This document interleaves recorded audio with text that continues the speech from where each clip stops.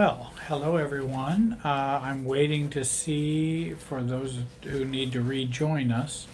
And I told folks to wait, Mark, until you got in here before they would ask questions online or the Oh, okay. chat. Okay. I have some questions here, but Okay. I told them to hold off till they Cool. were here to join us. Cool. Now we have 4 people joining us, so we're people. They'll be are- back. They'll be I back. think they'll be back, yes.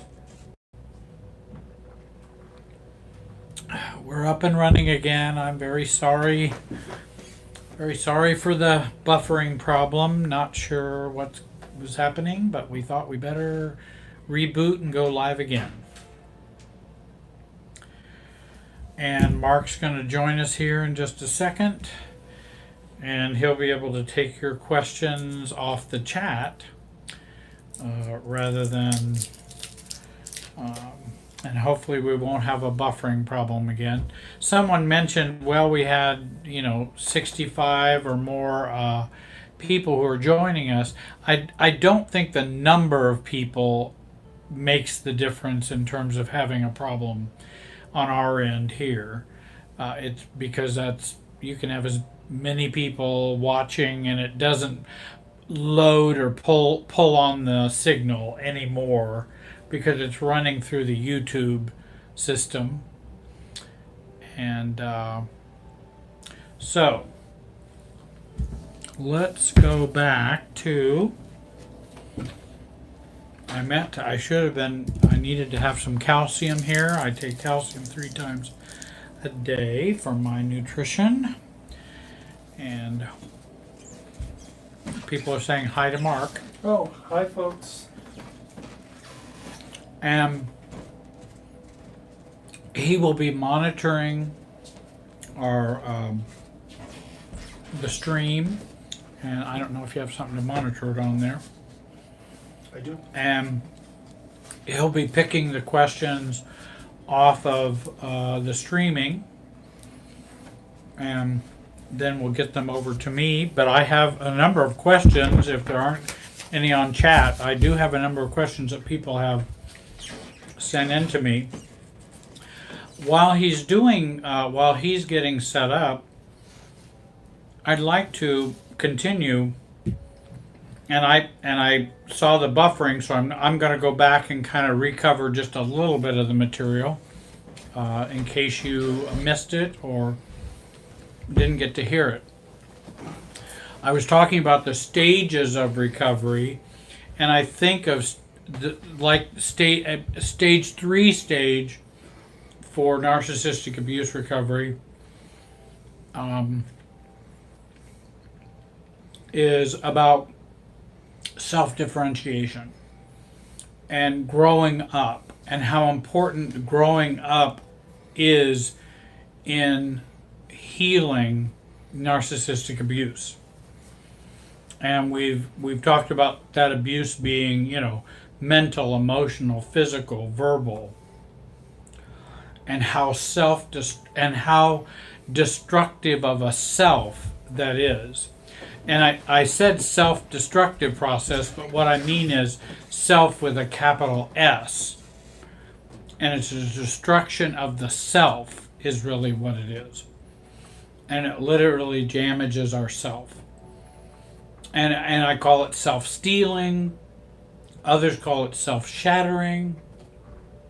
Some go so far as calling it self-possession.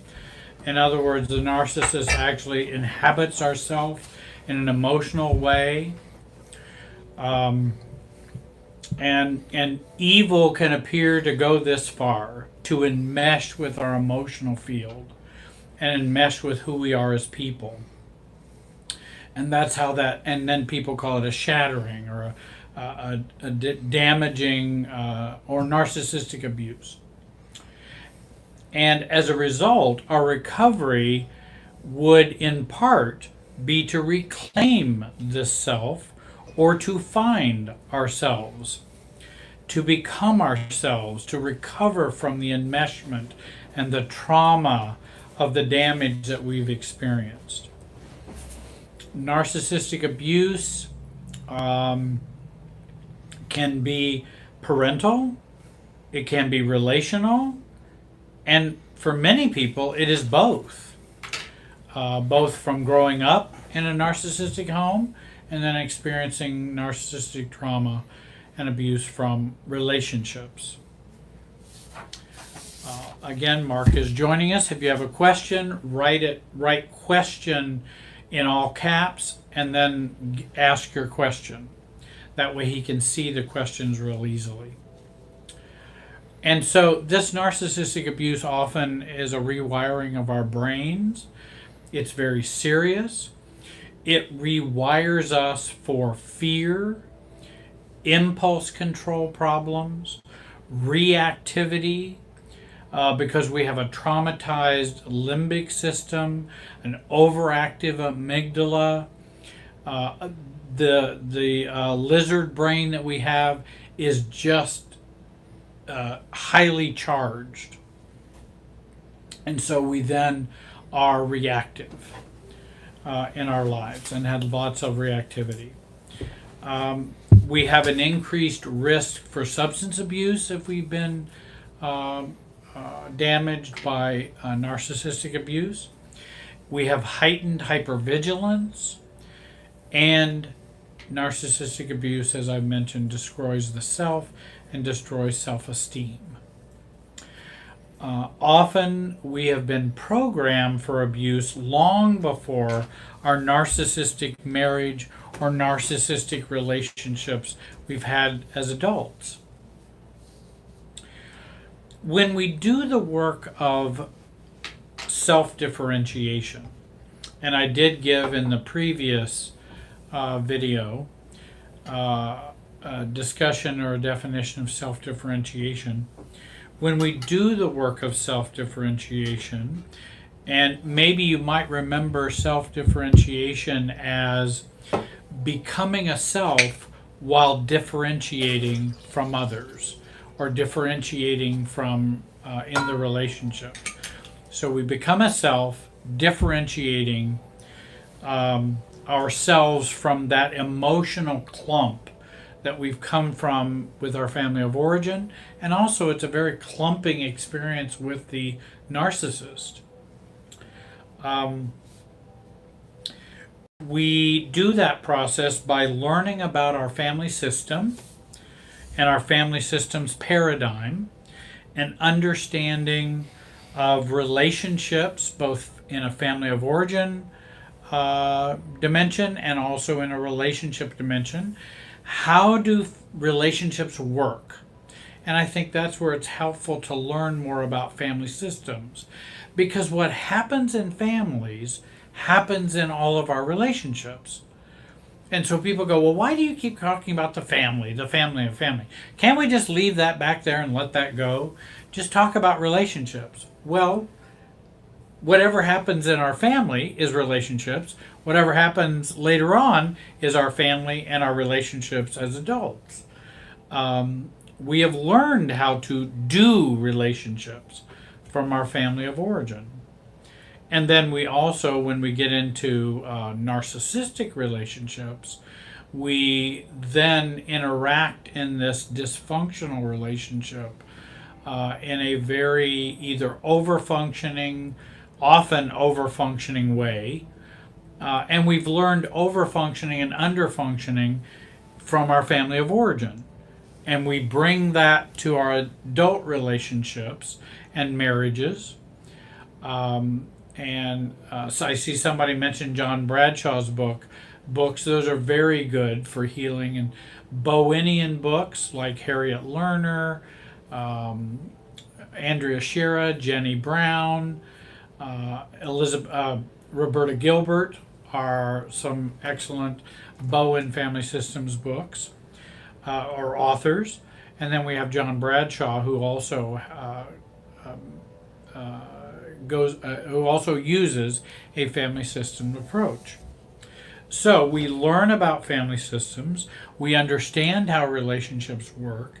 If you can understand how relationships work and how emotional systems work, you then can begin to navigate yourself into healing and recovery. If you refuse to learn how relationships work and family systems works, then you're going to go in with both hands tied behind your back and a blindfold on, and then you're going to try to recover. And that can get rather messy. And it also can continue the recycling. And so I do a lot of teaching and helping people to understand how relationships work, because that can really make a difference in the trajectory of your recovery. Because I remember before understanding family systems and relationship physics, as I mentioned in the previous, before we got buffered out of our experience here and lost connection, that relationship physics and the emotional physics that we have, before learning about that, I learned a lot of content. I had some knowledge. I read books. Books voraciously. I remember with one graduate school I attended, I donated 1,000 books to them when I was trying to wean out the books that I had. So it wasn't for a lack of learning. Unfortunately, learning is not all we need. What we need is systems learning. We need certain types of learning. Just for example, if you're trying to repair your car and you go learn how to swing a golf club, I wonder how that is going to impact you working on your car. If you apply those physics to your car repair, there may be some positive knowledge from that, but I'm not sure you will get your car repaired. And so, I think it's very important the type of knowledge, the type of knowledge that you obtain. And where I found it most helpful is family systems theory and awareness. That seemed to help me understand relationships a lot better. I could navigate them better and navigate me being me in them. And I think that's kind of our goal. How do I navigate me being me in my relationships? Nobody was really telling me that. I could learn what a healthy relationship may look like, but I don't know how to navigate to get there. And that's where I think family systems was a help. And it filled in that gap from what should be to where I am, or what can be, or what healthy place could be. And I'm back over here on my side, but I don't know how to get over to that mountaintop. I don't know how to get there. I know what it should look like, because somebody was, they would say this is what it's like, but it's like, well, what do you do to get there? I don't know about me. I don't know self. I have very little awareness of me. I don't know how relationships work in a family systems way, but I'm going to try to get over there. And I did. I tried and tried and tried. So it wasn't without trying. It's just I didn't have the right map.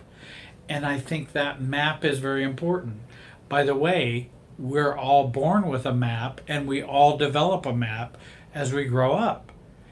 I just think for so many of us, it's a faulty map. And that faulty map will get us going in circles. It will get us recycling. It'll get us doing the same things over and over without much clarity. And so that's where I think self-differentiation work, family systems knowledge can be a big help in creating a new map for ourselves. The rewiring of our brain, I mentioned. Doing the work of self-differentiation. It involves the work to grow up emotionally. Well, how do you grow up emotionally? And I'd ask people and they'd say, well, just be yourself. Well, just do this. Well, okay. I don't feel very grown up. I'm not even sure I understand my immaturity. And if I don't understand my immaturity, I'm not sure how I can understand moving towards maturity. And maturity is really important in relationships because the more we grow up, the better relationships we have with others who are attracted to us and we are attracted to them. That growing up is very important and a very important work. Another part of self-differentiation work is working the work to grieve and to let go of, and if we're talking about narcissistic abuse, to let go of the narcissistic abuse and the narcissist that is within us. I don't mean you are a narcissist. I'm saying the narcissist that we have invited inside of us.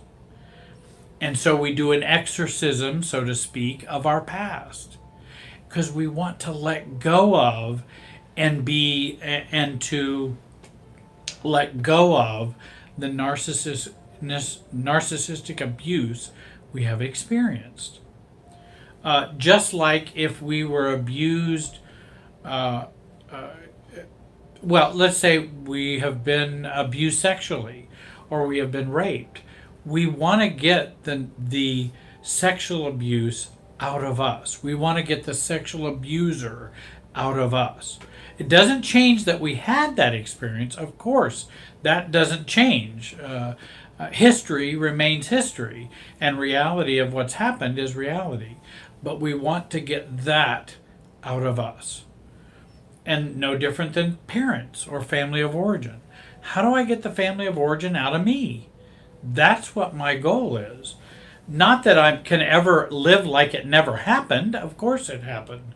Whatever happened when we were growing up.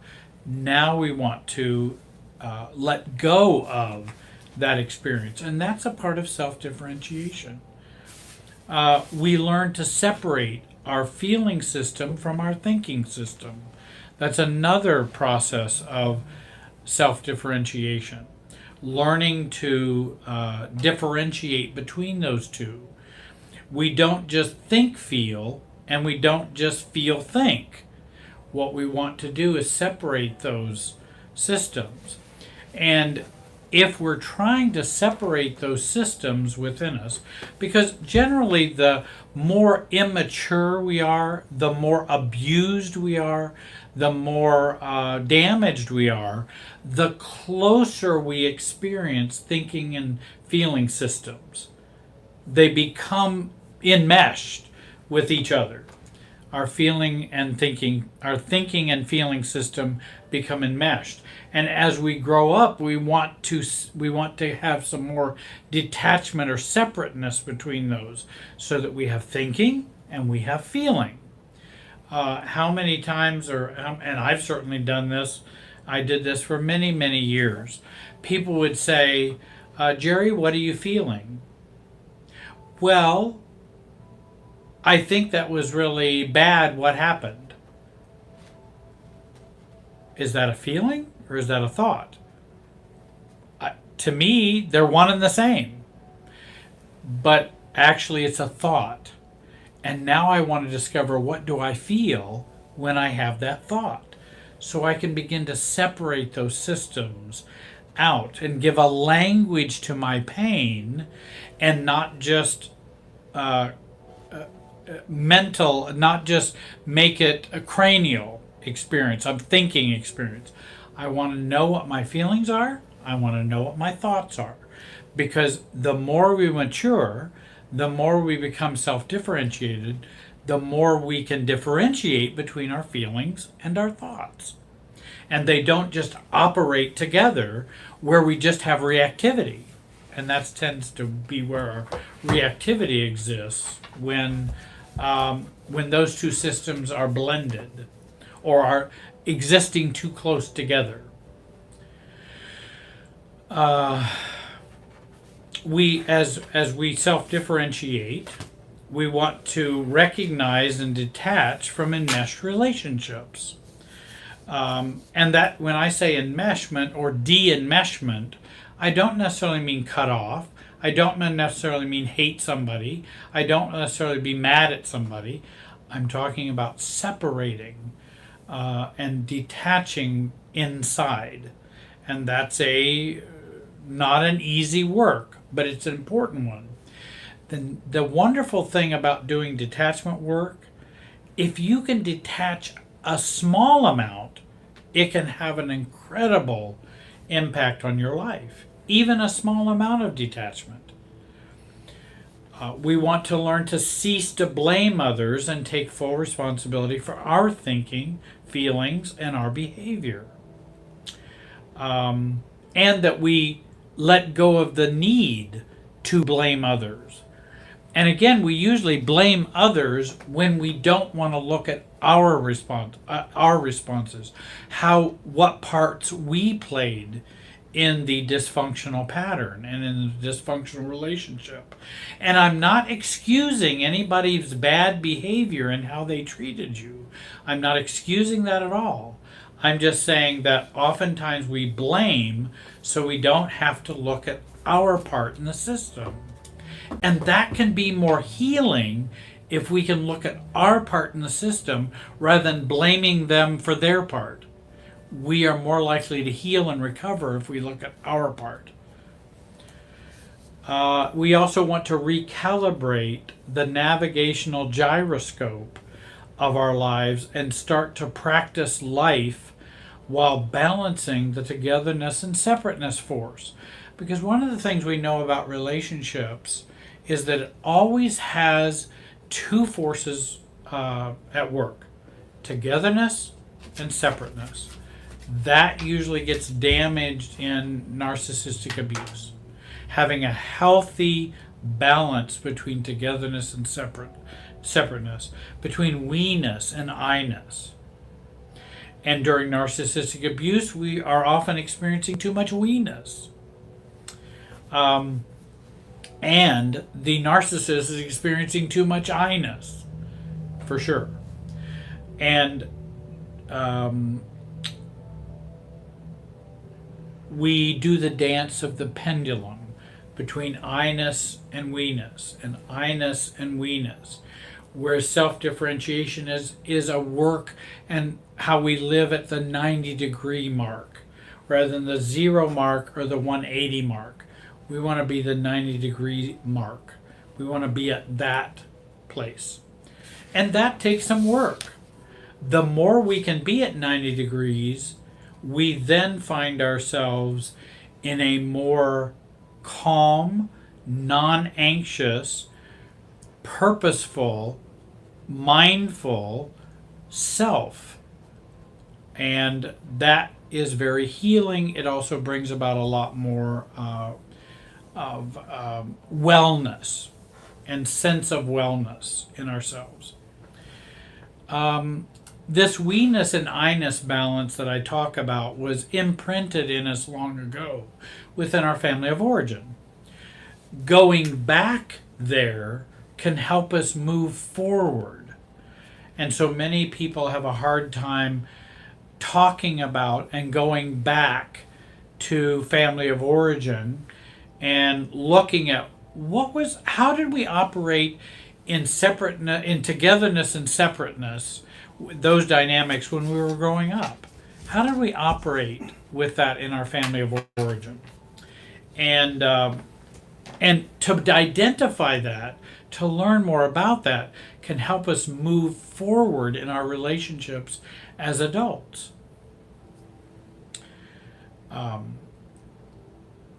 And to move away from narcissistic abuse and the effects of it will often require going back to move forward. Let's see, this self-differentiation work is about reducing our anxiety level and the chronic anxiety that has been built into our lizard brain, where we are often reactive and anxious and hypervigilant. and we want to work on reducing that anxiety. And one author said, calmness is everything. If you can stay calm, you can do almost anything. If you can stay calm, staying calm is an important part of recovery. And you know how difficult that can be, especially if we've been traumatized, abused. But it is an important work to work on calmness and reducing anxiety for ourselves. Self is yourself. Having a self is the antidote to narcissism. We want to resolve that our self has a right to exist. We want to resolve that we have the self's right to be wrong and imperfect, which is a part of self-acceptance, and the belief that self-love is not a hindrance to loving others. Self-love is a way to love others. It's not a hindrance to loving others. And self-differentiation is the road less traveled. Healing our wounds, expelling our what has gotten inside of us in our emotional field. And that's really what I mean by expelling or letting go of our family. They have become enmeshed in us and in our emotional field, in our limbic system.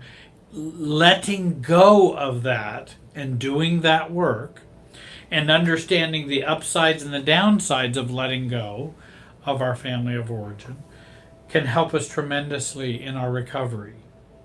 We heal the wounds, expel the abuse, and we love and lift our own self.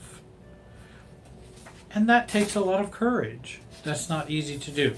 And it's good to have a guide to help you do that. And I would recommend a good therapist, a good coach who can help you and guide you in that process. And that's one of the works that I do with folks. There are a few questions, many questions I have. This is a good one. And I think this was a question that was even sent to me sooner. What is the proper response to emotional cutoff? And that's a really good question. And again, you'll find that if you work with me and if you work with someone who works in family systems or self-differentiation, that they will analyze the question more than the answer.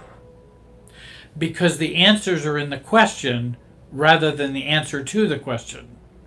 So what's the proper response to emotional cutoff? And I would say no response at all. I assume Cynthia, this comes from Cynthia, and I'm not criticizing you or making fun of the question. I understand how difficult that can be when someone cuts off from me. But when I think of someone, and I assume you mean someone cutting off from you, if they cut off from you, what should we do? Well, there again, we're already kind of enmeshed if we have to figure out what to do. If someone decides they're going to cut off from us, we don't have the power to change that in them. They have the right to cut off if they want to. I don't think it's a healthy thing for someone to do, to cut off, but people do it all the time. I don't have control over your cutting off or not cutting off. Certainly if someone is cut off from me, I probably would, if you're wanting to know what would be a proper response, though I don't know what a proper one would be, but I just like dealing with reality. And the reality is, hey, I have become aware that you are no longer in contact with me or don't want to be in contact with me. I give you the freedom to make that choice. I'm still around or available if you want to have a relationship. And this would be with family, parents, siblings, friends, boyfriend, girlfriend, sometimes even spouses. We can't control what spouses do. It's a little more difficult when you have shared life with a spouse and someone decides not to share a life. And that's kind of what cutoff is. I'm not going to do this. And that's problematic and very damaging. But I understand you don't want to have this communication with me or contact with me, that you're not responding to me, or I give you the space to do whatever you need to do. I'm here if you want to be a part of my life or join me in life. But we cannot control what spouses, friends, we can't control what anybody else does. I wish I could. I mean, I used to think I could. And then I've come to a greater sanity, as the 12 steps talks about, and realize that I really can't control other people's choices. And I can only control mine. And mine is to accept what someone is doing and then make changes accordingly. If they're not going to, if they've cut off from me, then I don't have to cut off from them.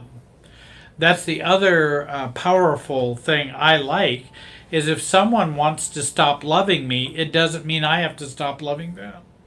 If someone wants to stop being friends with me, doesn't mean I have to stop being friends with them. Now, we may have a very limited interaction with each other. We may not go out. We may not call each other. We may not talk.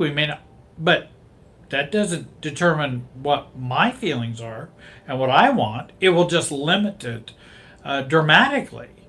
But nobody decides what I'm going to feel about somebody, whether loving them or being friends with someone.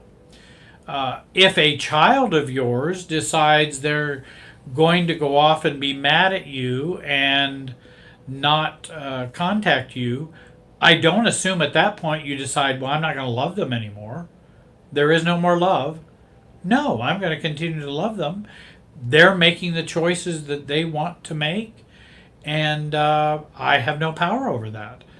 I'll be here if they need me or want me, or if they want to talk, I will be here. That's my choice. And I like feeling my own power, that nobody can make me not love them, even if they choose to not love me. That's my choice. I have power.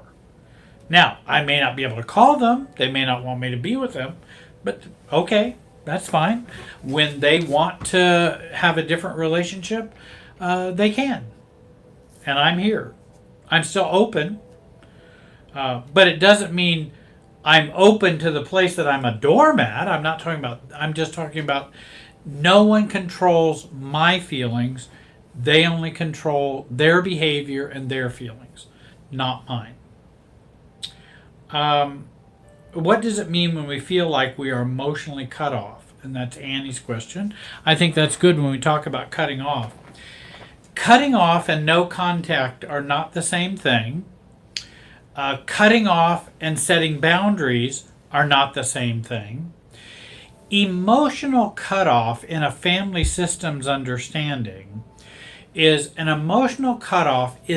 immature reactivity in which I don't feel I can handle the emotional field or the emotional circumstances anymore.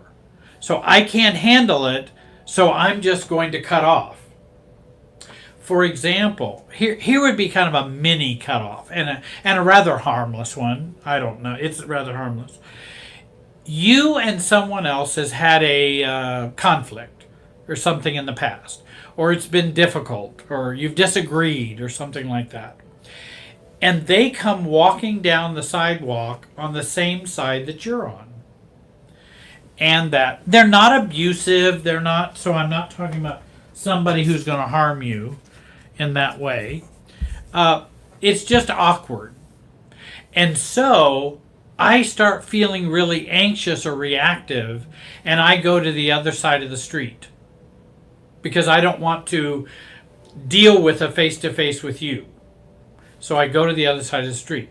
That's an emotional immaturity, and so it's a mini cutoff. I'm going to cut off from you. I'm going to go hide. Maybe that going and hiding is a cutoff. Being emotionally out of control or angry, and then we cut off. It's something in which that's an immature act to the situation. Rather than staying on this side of the sidewalk, I have a right to walk on the sidewalk. And if we walk by, and if they say hi, fine. I can decide whether to say hi or not. That's up to me. And keep on walking. I don't have to go hide on the other side of the street.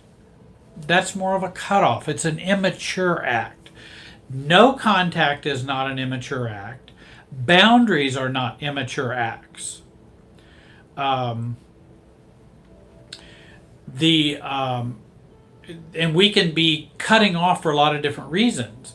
Too much anxiety, too much anger, wanting to punish someone else. In other words, when the person cuts off from you, they're not able to handle their emotions. That's why they're cutting off. Now, many people will go, oh, well, I must be making them cut off. No, I don't make anybody cut off.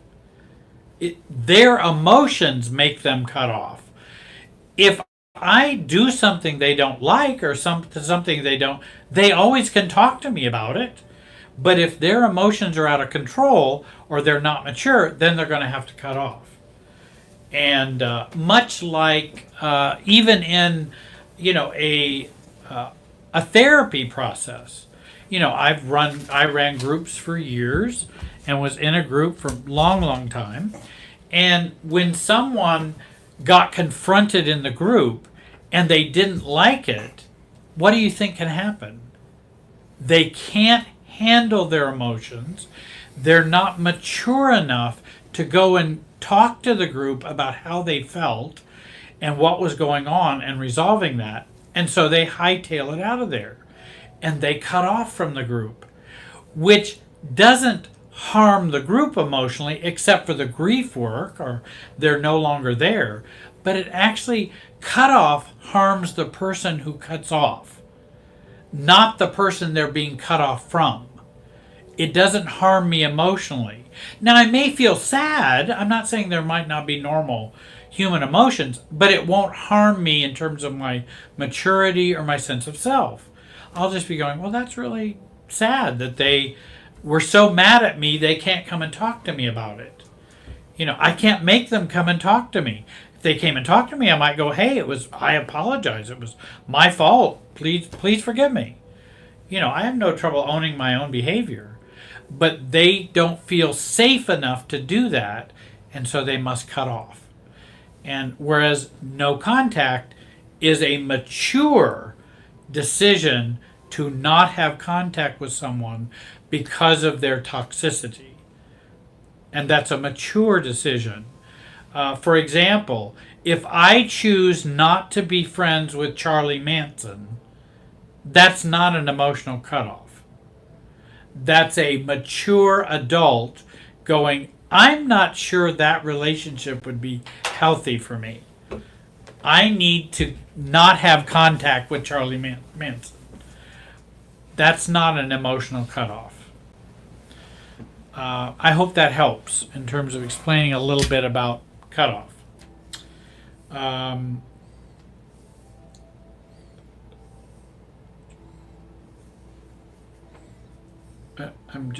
Budcat, what is the threat is existential. What if the threat is existential? Is it still unhealthy to go no contact?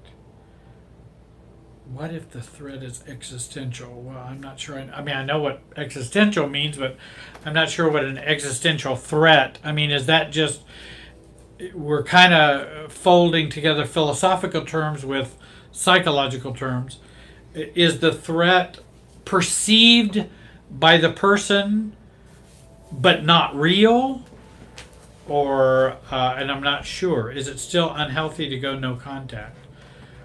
I believe an adult would go no contact, like I had said before, if the experience is truly unhealthy or toxic. If it is perceived and it's distorted, then we need to get some help, or we can run that by guides or therapists or coaches who can help us assess, is this an immature decision or is this a mature decision? Because I all the time am working with people, helping them decide, does this difficult relationship require more self-differentiation or does it require no contact? And I think sometimes we don't always get that right, because we may need more self-differentiation, not cutoff. Or not no contact, no contact. And in fact, I think a lot of people have chosen no contact for cutoff reasons or immature reasons. Now, I think there are many people who should have no contact because they shouldn't have. It's a healthy decision.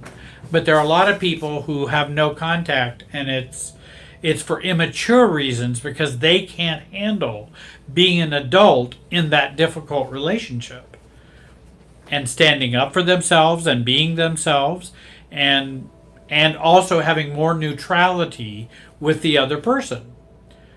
And again, I don't need to cut off from a schizophrenic, someone who has schizophrenic disorder, unless they're abusive or physically dangerous. What I will do is I will then recognize that they are schizophrenic. Whatever they say, I don't take personally. So I don't need to cut off if they say, Jerry, every time I see you, I just always think you're too fat. Well, if they're schizophrenic, I kind of go, okay, I got you. It doesn't mean anything to me because I know your thought process is not a good thought process. And so I'm not going to need to cut off from you. I'm just going to ignore the comments, And now I wonder what kind of relationship I can have with them, but, I'm not going to do it for cut off reasons. I hope, Budcat, that helped a little bit. I was still a little unclear about the question and the existential part.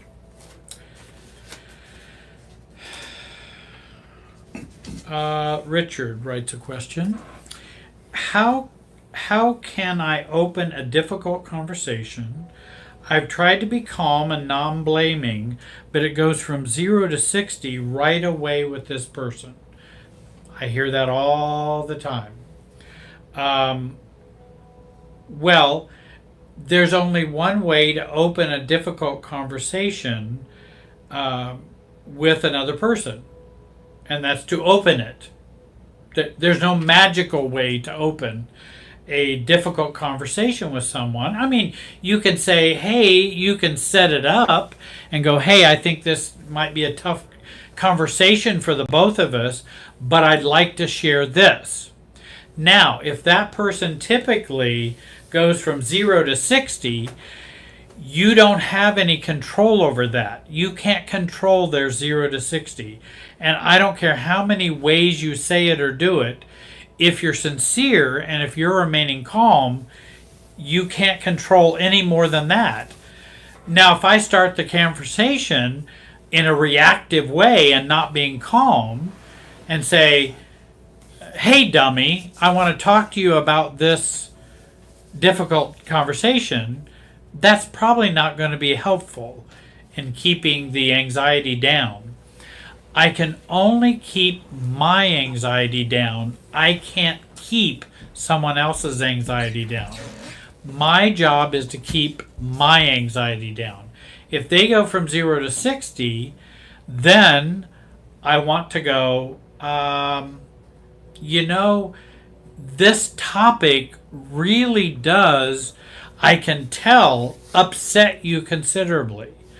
I don't know why, I feel helpless to make it better in terms of this conversation. And if we're having a hard time with this conversation, maybe we should wait till another time to talk about this. Maybe we should wait and talk about this at a different time. Or maybe we need a third party to help us talk about this. I'm just not sure, but I'm not sure what the right formula is. And of course, thinking out loud, not necessarily saying it to them. I'm not sure how I can control 0 to 60. I might more tend to think about, goodness, if I can't talk to someone without going from 0 to 60, then, they may need some lithium. They may need something to help them to keep them calm.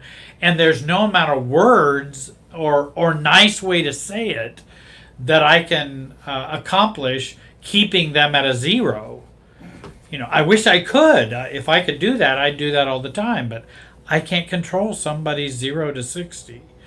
And so I have to be willing to go in there, have the difficult conversation. They'll have to decide how they're going to behave.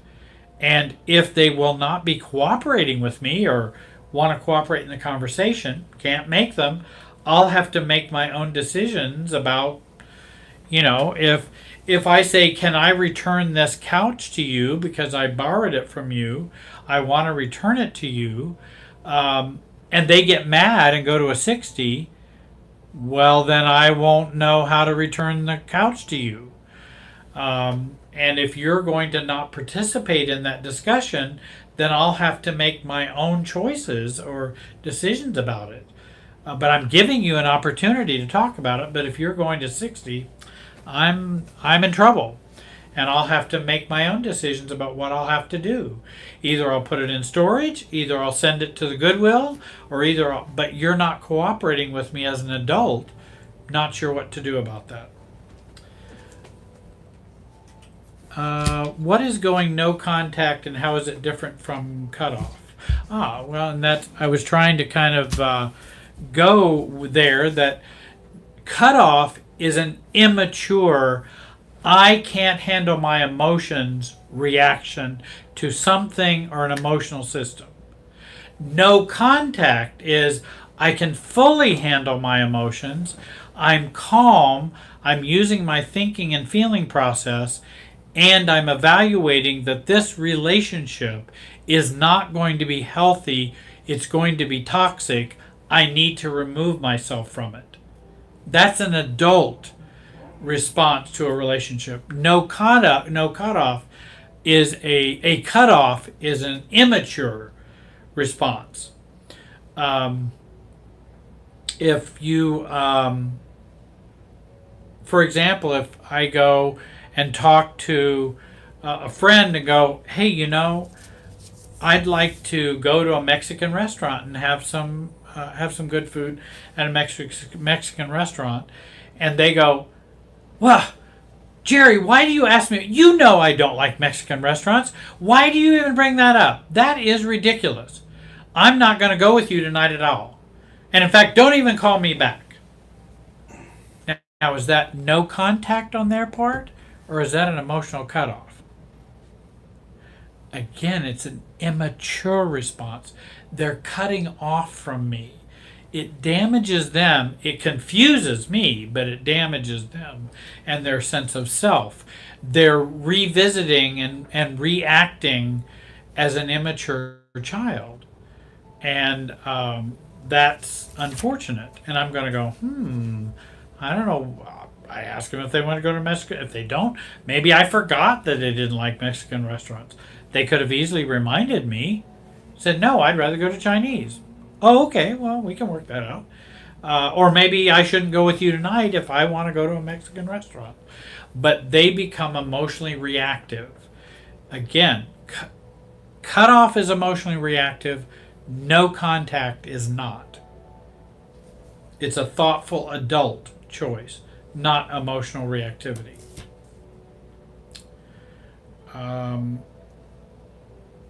Oh, might be a good question here. Melanie, I think my boyfriend was so close with his family. Then we started dating, and he discovered they are, or I did, or he did, discovered they are narcissistic. They have done many cruel things to me. I want to ask you, how can I help my boyfriend?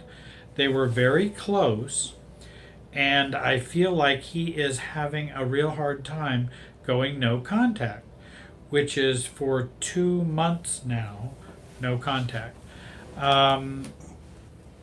And they were very hurtful and all of that. The it When you talk about parent and child, and when you talk about relationships,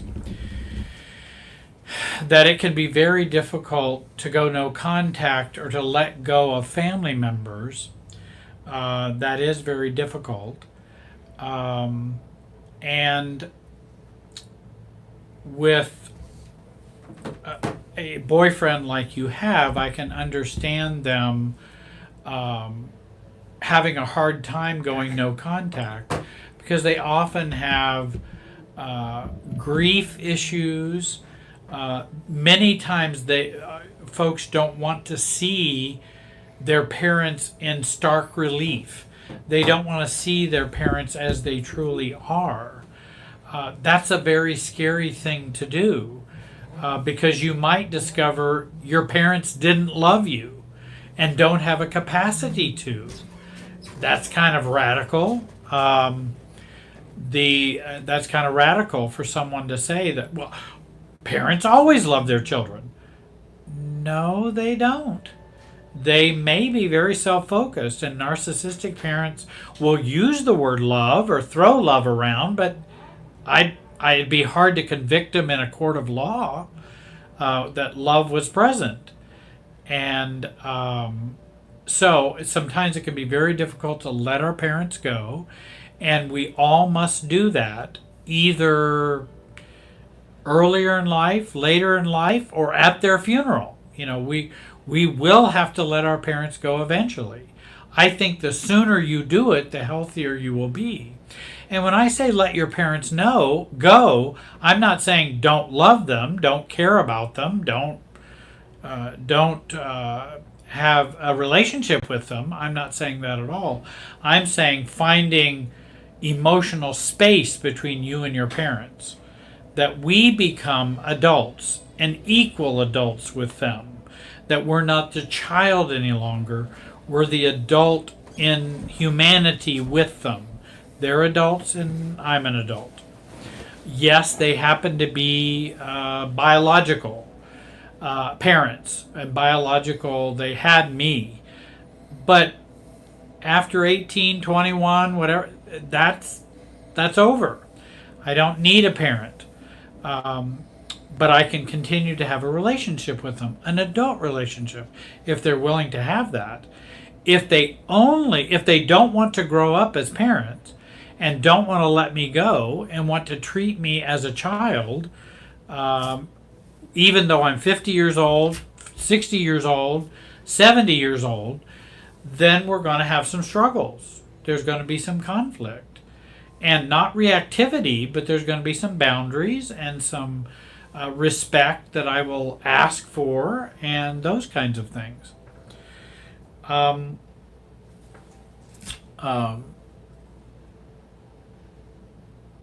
Let's see here. Which category of emotional whatever no comment would you place the behavior of self-abandonment or other category? Well, Tia writes, which category, emotional cutoff or no contact, would place the behavior of self-abandonment or other category? I think oftentimes when we self-abandon, when we abandon ourselves, we're going to get into emotional cutoff, because no contact is a self-loving, self-caring act. It's non-self-abandoning, whereas emotional cutoff tends to be more self-abandoning. I hope that helps, Tia. Heather writes an interesting question. This may be hard, but it might be a helpful one. What is the first step of internally cutting the tie with a narcissist? The exorcism, as you put it. And I think that's a very good question.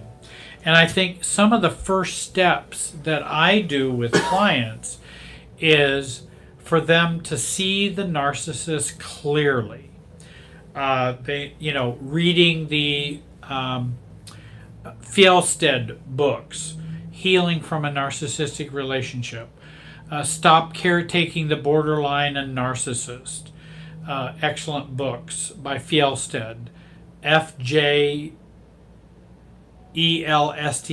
I think. Excellent. She's a marriage and family therapist and works with narcissistic abuse recovery. And so seeing the narcissist in stark relief, then also hearing the story about the abuse, telling the story, writing letters to process about how you feel about what has happened, so that you can get a real clear hold of it. And also you're able to express it. And I believe that when we can put our abuse in story form, we can begin to get control over it and also begin to let it go. If we can put that into story form and talk about feelings and putting those in words. And then also, what are the keepsakes? Keepsakes. Well, there can be lots of different keepsakes. Keepsakes could be something a narcissist gave you or something like that. Keepsake can also be that restaurant that we went to where I always got shamed and demeaned. That's a keepsake also. How can I recover that and restore that in my life and take it back for me? How can I take back my life and expel the narcissist out of my life? Certainly going no contact is a way of expelling the narcissist in a very real way, because we're physically expelling them from our lives. Then we want to emotionally expel them. It also can be useful if we have been kind of doormats, codependent, we just took it on the chin from a narcissist or a narcissistic parent. Let's say a parent, because that would be, and that parent continues in their narcissistic criticism and abuse. Then we want to, they're angry with us, let's say, and they will be angry with us for, why are you always this way? I don't even know why you even exist. I've had many parents who've told their kids these kinds of things. Then we want to take back our reason for existing and our reason for life. And there's a reason for ourself. And we can take that back, and we can even take that back by storming it back. Whereas someone takes and I think in one of my videos I talk about someone going out into the field, the letter they've written to their mother and how narcissistic their mother was, or their father, and they're yelling this at the top of their lungs. And they're the one exercising their anger. And it's not in a way that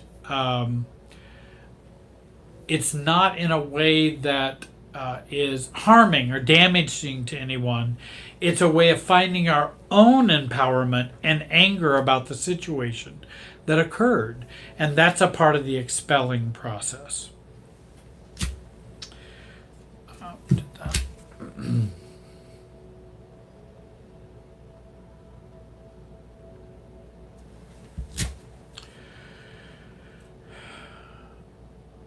That's a nice compliment.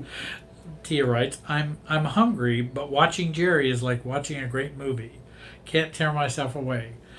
That's very kind of you and very nice of you. I'll read those all night. I like compliments. I do take compliments.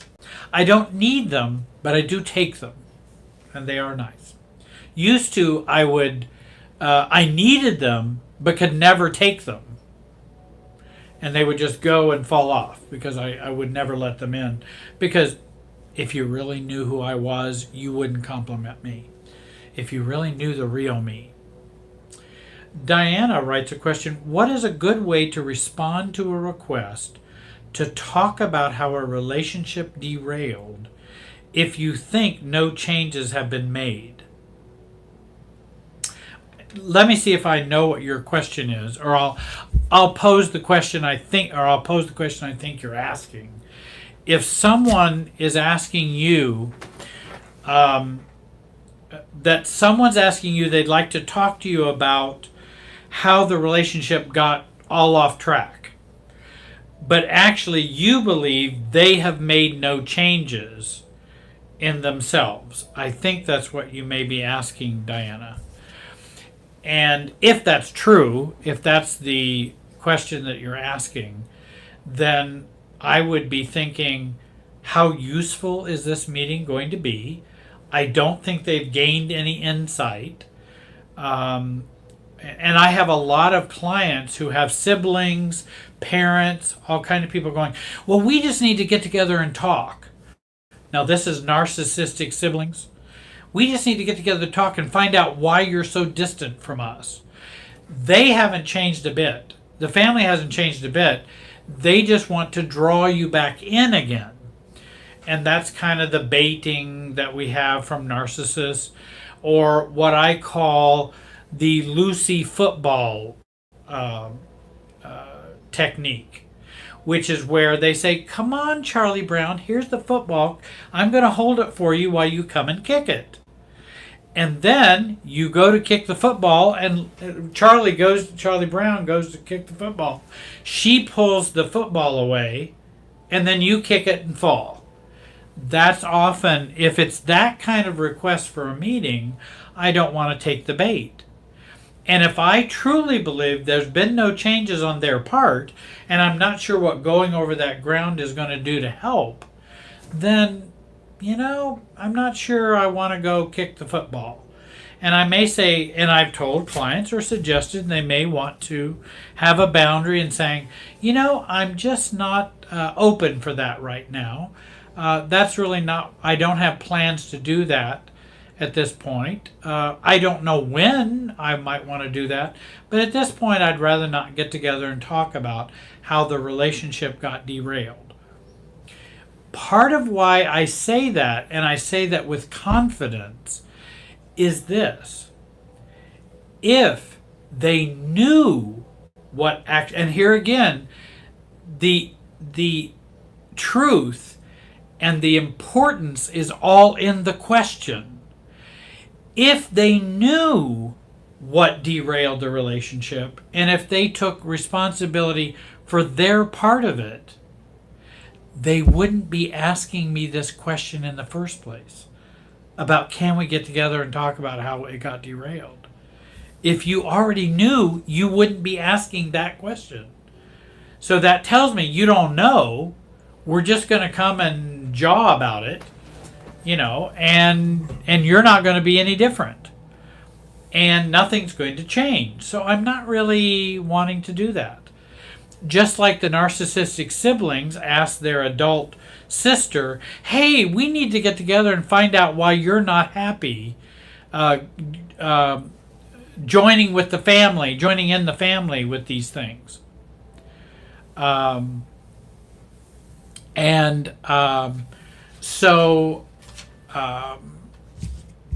Again, the issue is, if I go and join you for this discussion, it's going to be virtually worthless, because if you don't know why I'm over here in a rather no contact position, it's probably not going to do any good for us to get together and talk about it. If you have no insight, why am I going to come and try to make you have some insight? And that's what we've done for years. Always tried to make them have insight, and they don't. So when they say, oh, I'd like to get together and find out why you're upset, they don't want to know why you're upset. The only reason they want to know is to use the information in their same old narcissistic way And they'd like you to, and the second reason often is because they would like you to change back. Start being the black sheep or the scapegoat that you always were and be codependent, because that's what we'd like you to do. So that's why we want to have a meeting. I don't want to join or be a part of that meeting. Because if you have to ask the question, then the question's already got us in a wrong place already. And Sarah writes, always disliked Lucy from Peanuts. Yes, she was quite a case. But I do think of families who is we got the derailed. And what is this internally? Yes, I'm always the derailment. And well, you've got me talking a lot tonight, and I've gone over our time this evening. We had a little bit of a technical glitch. I hope you will look at the videos on Family Tree Brand Life Coach's YouTube channel. I hope you'll look at my videos at Jerry Wise Relationship Systems channel on YouTube. I hope today was a help for you. Though there is one other question I did want to answer tonight, and I think it's a good one. I got several other questions. I'll try to answer those at a later time. I will keep them, and we can answer more questions. Again, I may even consider doing another live, maybe on my channel, and answer some of these other questions that I got in. But Gwen writes a good question. Would self-differentiation motivate the partner of a narcissist to leave the relationship, or more likely would they be able to stay and cope? My answer would be yes. And you'd say, well, yes to what? Yes to both. I think it could do either. Marriage counseling or marriage therapy always needed a disclaimer. Don't do marriage counseling if you don't want to see your relationship end, because it could if you do marriage counseling. We hope that it would make it better, but it also could wake us up, or we may grow in a certain way and another person not grow to the point that we're dissatisfied or unhappy. So there is a risk for that. And I think Gwen's question is a good one. What I recommend, stop caretaking the borderline and the narcissist by Marjalis Fjellstead, because she talks about, should I stay or should I go if you have a narcissistic partner? And she does a great job, and she doesn't answer the question for you, but she goes into the dilemma of that, and she helps you with that. So I recommend that book for people who are just not sure. It can be very difficult. And again, I think that narcissism is on a continuum. Some believe you either are a narcissist or you're not. I tend to fall in the category that narcissism is a continuum from 0 to 100. You can have traits, you can have malignant narcissism all the way down here on this end.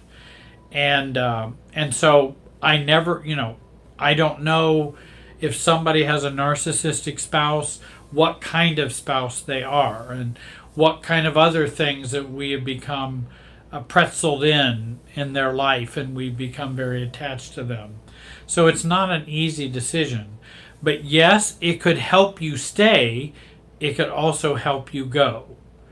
And so I think, again, Marjalis